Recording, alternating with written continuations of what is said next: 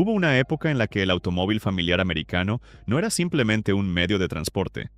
En los años 60, las station wagons se convirtieron en una parte fundamental de la vida cotidiana en Estados Unidos. Eran los coches de los viajes familiares, de las vacaciones por carretera, de los fines de semana cargados de maletas, bicicletas y recuerdos. Pero mientras millones de estas wagons llenaban las carreteras del país, algunas versiones muy particulares comenzaron a aparecer entre ellas. Modelos producidos en cantidades sorprendentemente bajas. Experimentos de ingeniería. Intentos de diseño diferentes que no siempre tuvieron éxito comercial. Hoy vamos a recorrer algunas de las wagons americanas más raras de los años 60, desde experimentos de ingeniería realmente sorprendentes hasta enormes wagons V8 que hoy casi nadie recuerda. Y el primer coche de esta lista es probablemente uno de los ejemplos más curiosos que la industria automotriz americana haya producido en toda su historia. Comencemos. 1963 a 1964. Studebaker Wagoneer. Y ahora comenzamos con uno de los automóviles familiares más curiosos que Detroit produjo durante los años 60. En una época en la que la mayoría de las station wagons americanas seguían fórmulas bastante tradicionales, carrocerías grandes, motores V8 y mucho espacio interior, Studebaker decidió intentar algo completamente diferente, algo que nadie más estaba haciendo. Cuando el Wagoneer apareció en 1963, parecía una wagon relativamente normal a primera vista. Tenía proporciones familiares para la época. Una carrocería larga, líneas limpias y el típico formato de automóvil familiar pensado para viajes largos. Pero escondía una de las ideas más curiosas de toda la década: el techo deslizante trasero. La sección posterior del techo podía deslizarse hacia adelante, creando una apertura enorme sobre el área de carga. Esto permitía transportar objetos muy altos que normalmente no cabrían dentro de una wagon convencional. Era una solución sorprendentemente ingeniosa. En teoría, permitía llevar muebles, bicicletas, equipos deportivos o prácticamente cualquier objeto grande sin necesidad de utilizar un remolque. Una idea extremadamente práctica, pero también bastante compleja para su tiempo. Debajo del capó ofrecía motores más modestos que los de muchas wagons gigantes de Detroit. Dependiendo de la configuración, podía equiparse con un V8 de 259 pulgadas cúbicas o el 289 V8, motores confiables que ofrecían suficiente potencia para mover el coche con comodidad. Pero lo que realmente hace especial al Wagoneer hoy en día no es su motor, es su historia. Studebaker ya estaba atravesando dificultades financieras a comienzos de los años 60, y aunque el Wagoneer era una idea muy interesante, la producción total fue relativamente limitada. Entre 1963 y 1964 se fabricaron poco más de 9,000 unidades, lo que convierte a este modelo en una de las wagons más curiosas y menos comunes de su época. Hoy en día, un Studebaker Wagoneer bien conservado suele encontrarse entre $20,000 y $45,000, dependiendo del estado y la originalidad. No fue la wagon más grande, ni la más potente, pero probablemente fue una de las más ingeniosas que aparecieron en las carreteras americanas durante los años 60. 1962 a 1964, Rambler Ambassador. Y ahora la lista toma un giro interesante, porque el siguiente coche no viene de General Motors, ni de Ford, ni de Chrysler. Viene de American Motors Corporation, más conocida simplemente como AMC. Durante los años 60, AMC ocupaba un lugar muy peculiar dentro de la industria automotriz americana. No tenía el tamaño ni los recursos de los grandes fabricantes de Detroit, pero aún así logró construir algunos automóviles sorprendentemente interesantes. Y el Ambassador era su modelo más lujoso. En versión wagon, el coche ofrecía algo que muchos compradores familiares buscaban en aquella época: espacio, comodidad y una sensación de refinamiento que no siempre se asociaba con los coches de AMC. Visualmente tenía una presencia elegante y bastante equilibrada. La carrocería era larga y limpia, con líneas sencillas que transmitían una estética muy típica de comienzos de los años 60. No era exagerado.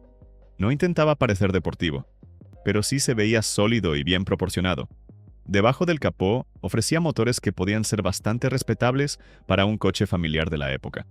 Dependiendo de la configuración, el Ambassador podía equiparse con un V8 de 327 pulgadas cúbicas, capaz de producir alrededor de 250 caballos de fuerza.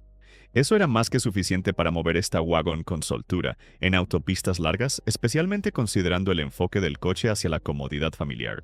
Pero lo que realmente hace interesante al Ambassador Wagon hoy en día es su posición dentro de la historia automotriz. Sumando los 3 años de producción, EMC fabricó apenas entre 12,000 y 15,000 unidades, muy lejos de los volúmenes de Detroit.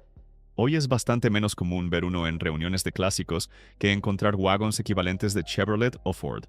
Un Ambassador Wagon de 1962 a 1964, bien conservado, suele encontrarse entre $18,000 y $35,000, aunque los ejemplares restaurados pueden superar fácilmente esas cifras. 1967 a 1969, Buick Sport Wagon. Y ahora llegamos a una de las wagons más interesantes que Buick produjo durante los años 60, la Buick Sport Wagon. A diferencia de muchas de las enormes wagons full-size que dominaban las carreteras americanas en aquella época, Buick decidió hacer algo ligeramente distinto con este modelo. En lugar de apostar únicamente por el tamaño, la marca intentó combinar elegancia, practicidad y un diseño realmente diferente. Y lo logró. Visualmente, la Sport Wagon tenía proporciones más compactas que muchas wagons gigantes de Detroit, pero aún así mantenía una presencia muy sólida en la carretera. La carrocería era larga, limpia y muy bien equilibrada, con líneas suaves que le daban un aspecto más moderno que muchos de sus rivales.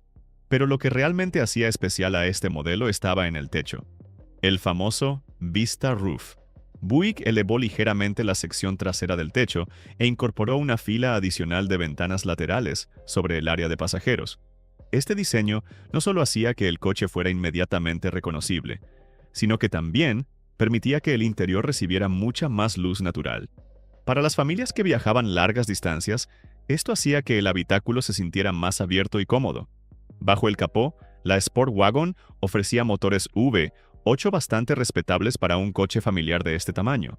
Dependiendo del año y la configuración, podía equiparse con motores como el 340 V8 o incluso versiones posteriores del 350 V8. No estaba pensada para competir con muscle cars, pero sí ofrecía potencia suficiente para mover la wagon con total confianza en carretera abierta. Aún así, a pesar de sus cualidades, la Sport Wagon nunca fue producida en cantidades tan masivas como algunas wagons full-size de Chevrolet o Ford. Entre 1967 y 1969 se produjeron aproximadamente 14,000 unidades, una cifra bastante modesta dentro de la enorme industria americana de la época. Hoy una Sport Wagon de finales de los años 60, bien conservada, suele encontrarse entre $20,000 y $40,000, dependiendo del estado y la originalidad. Y ahora quiero saber tu opinión. Entre las 3 wagons que vimos hasta ahora, la ingeniosa Studebaker Wagoneer, la elegante Rambler Ambassador o la peculiar Buick Sport Wagon, ¿cuál te parece la más interesante de todas? Déjalo en los comentarios, porque lo que viene a continuación nos lleva a una wagon americana con un diseño completamente diferente a cualquier otra de esta lista. 1960 Plymouth Fury Suburban. A finales de los años 50, los fabricantes estadounidenses estaban experimentando con estilos cada vez más radicales. Las carrocerías se llenaban de líneas dramáticas, aletas pronunciadas y proporciones que hoy resultan casi futuristas. Y Plymouth fue una de las marcas que llevó esa filosofía más lejos. Cuando apareció el modelo de 1960, el Fury Suburban tenía una estética que se alejaba bastante de las wagons tradicionales. El frontal era muy distintivo, con faros integrados en una parrilla ancha y un diseño general que transmitía una sensación muy marcada de movimiento. Pero lo que realmente hacía que este coche destacara era su silueta. La carrocería tenía líneas muy angulares, con una parte trasera que todavía conservaba cierta influencia de las grandes aletas que habían dominado el diseño automotriz a finales de los años 50. Era una wagon familiar, pero con un estilo sorprendentemente audaz. Debajo del capó, Plymouth ofrecía motores V8 bastante serios para la época. Estos motores estaban pensados para algo muy específico: viajes largos por carretera, familias completas a bordo y la capacidad de mover una carrocería grande con absoluta facilidad. Sin embargo, aunque el Fury era un nombre conocido dentro de la gama Plymouth, las versiones wagon nunca se produjeron en cantidades tan altas como los sedanes o coupés de la marca. En 1960, Plymouth fabricó alrededor de 7,000 unidades de esta wagon, lo que explica por qué hoy resulta tan difícil de ver. Hoy un Plymouth Fury Suburban de 1960, bien conservado, suele encontrarse entre $18,000 y $35,000, aunque los ejemplares restaurados pueden superar ese rango. Era atrevida, era diferente, y demostraba que incluso un coche familiar podía tener un diseño realmente llamativo en los primeros años de la década de los 60. 1962 a 1963 Oldsmobile Fiesta. Y ahora regresamos al universo de General Motors, con una de las wagons de lujo menos recordadas de toda la década, la Fiesta Wagon. Durante los años 60, Oldsmobile tenía una reputación muy clara dentro de GM. Sus coches estaban posicionados entre Buick y Pontiac, ofreciendo una mezcla muy interesante de refinamiento, tamaño y potencia que atraía a compradores que querían algo más exclusivo que un Chevrolet tradicional. Visualmente, esta wagon tenía una presencia muy elegante. La carrocería era larga, limpia y muy bien proporcionada, con líneas suaves que reflejaban perfectamente el estilo americano de comienzos de los años 60. No era un coche exagerado ni extravagante. Era un automóvil familiar que transmitía estatus y refinamiento de una forma bastante sutil. El frontal, con su parrilla ancha y detalles cromados, le daba una identidad muy clara dentro de la gama Oldsmobile, mientras que la carrocería larga permitía ofrecer un interior espacioso pensado para largos viajes familiares. Pero como era habitual en Oldsmobile, la comodidad no era lo único importante. Debajo del capó se podían encontrar motores V8 bastante respetables. Dependiendo de la configuración, la Fiesta Wagon podía equiparse con motores como el 394 V8, un propulsor conocido por su gran cantidad de torque y su funcionamiento extremadamente suave. A pesar de sus cualidades, entre 1962 y 1963 se produjeron poco más de 6,000 ejemplares de la Fiesta Wagon, lo que la convierte en una de las wagons menos comunes de Oldsmobile. Hoy, un ejemplar bien conservado suele encontrarse entre $20,000 y $40,000, dependiendo del estado y del nivel de restauración. 1965, Mercury Colony Park. Y ahora llegamos a una wagon que representaba perfectamente el lujo familiar dentro del universo Ford en los años 60. Durante aquella década, Mercury ocupaba un lugar muy particular dentro del grupo Ford. Sus coches estaban posicionados justo entre los modelos más accesibles de Ford y el lujo absoluto de Lincoln. El objetivo era ofrecer algo más refinado, más elegante, pero todavía práctico para el uso diario. Y el Colony Park encajaba perfectamente en esa filosofía. Visualmente, esta wagon tenía una presencia muy distinguida. La carrocería era larga y muy bien proporcionada, con líneas limpias que transmitían inmediatamente una sensación de lujo familiar típico de la época. Pero había un detalle que definía completamente su personalidad: los paneles laterales con acabado en madera simulada. Ese elemento se convirtió en una verdadera firma visual para las wagons de lujo americanas durante los años 60 y 70.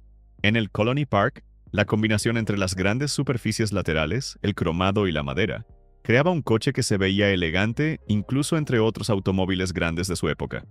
Era una wagon familiar, pero claramente pensada para un público que quería algo más refinado que un modelo básico.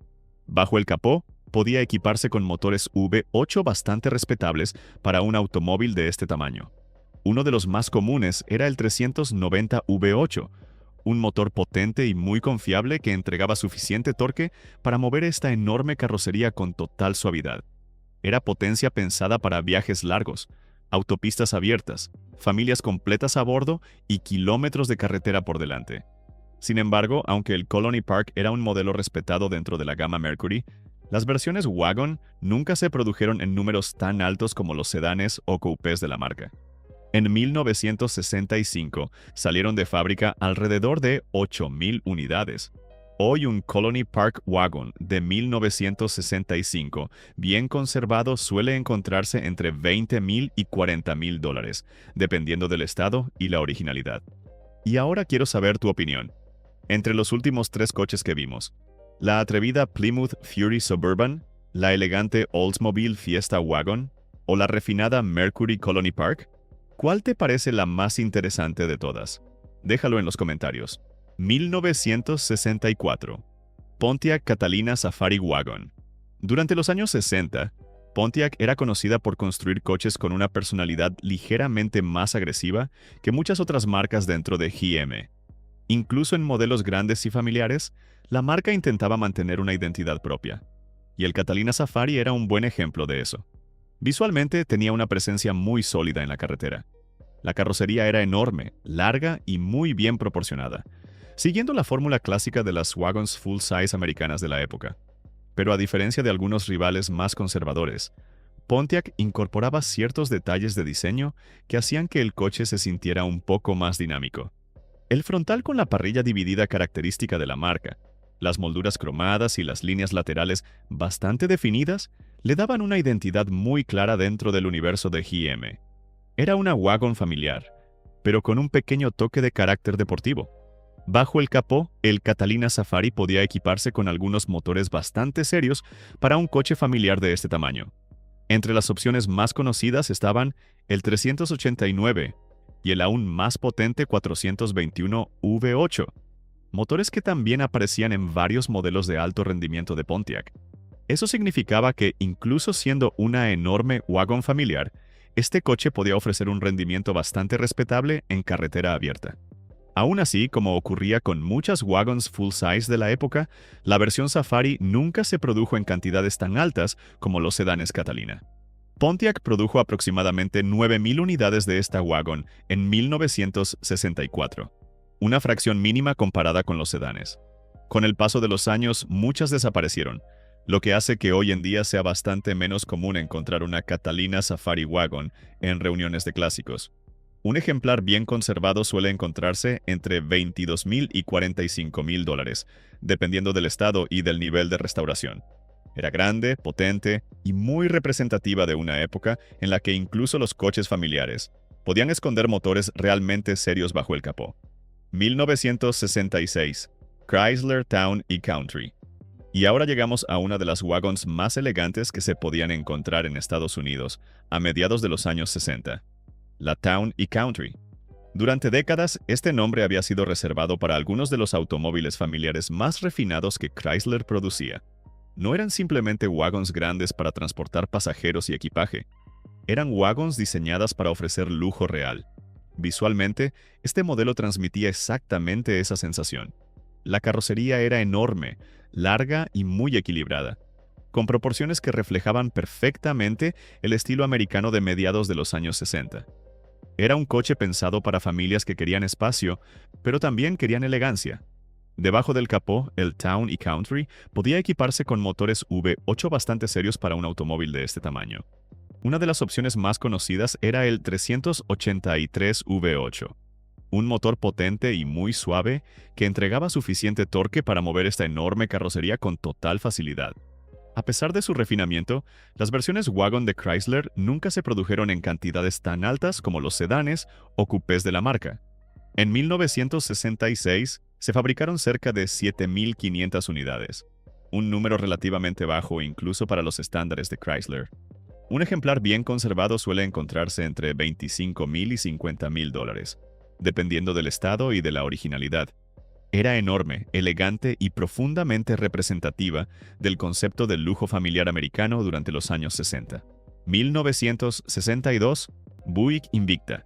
Y ahora llegamos a una de las wagons más raras dentro del universo Buick en los años 60. Durante aquella época, Buick ofrecía varias líneas dentro de su gama, cada una dirigida a un tipo diferente de cliente. El Invicta ocupaba una posición muy interesante dentro de la marca.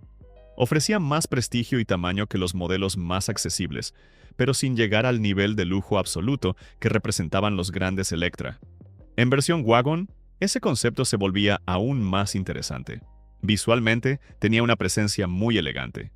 La carrocería era enorme, larga y con proporciones muy bien equilibradas, siguiendo el estilo típico de las grandes wagons americanas de comienzos de los años 60. El frontal con su parrilla cromada ancha y los detalles de diseño característicos de Buick le daban una identidad muy clara dentro del grupo General Motors.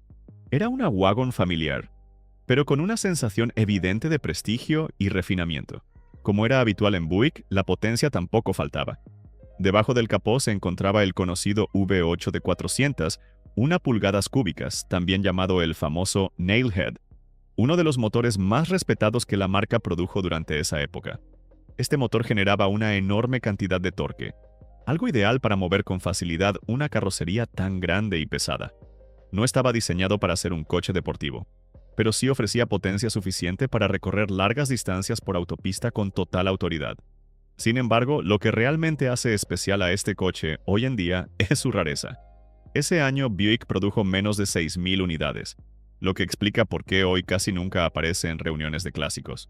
Hoy un ejemplar bien conservado suele encontrarse entre $25,000 y $50,000, dependiendo del estado y del nivel de restauración. Era grande, elegante y poderosa. 1969, Dodge Coronet. Y ahora llegamos al coche que cierra esta lista.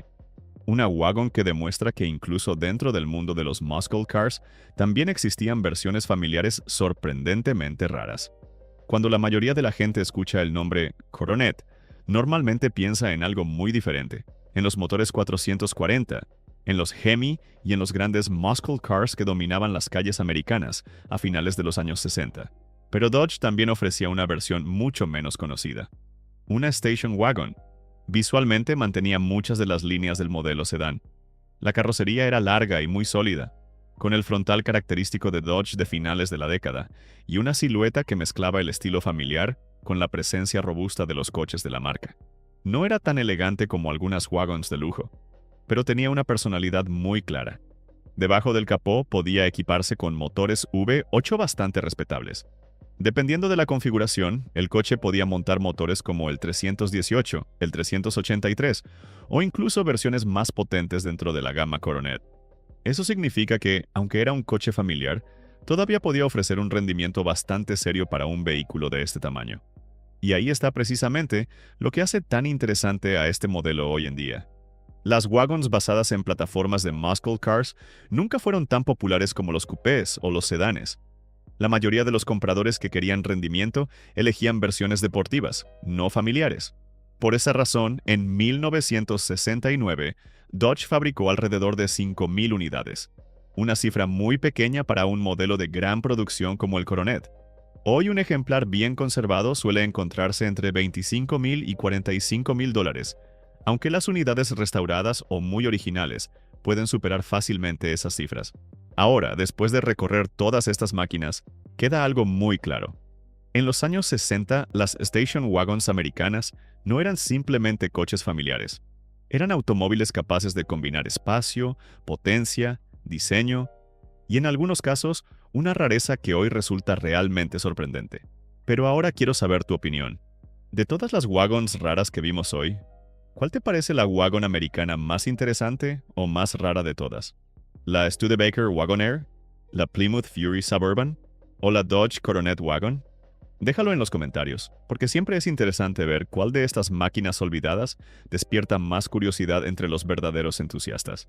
Y si te gustan las grandes station wagons americanas, te recomiendo el video que aparece ahora mismo en pantalla. Ahí exploramos las wagons más bonitas de los años 60.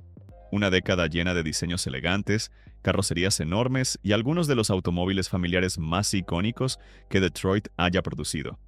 Haz clic y continúa el viaje por la edad dorada de las station wagons. Nos vemos en el próximo video.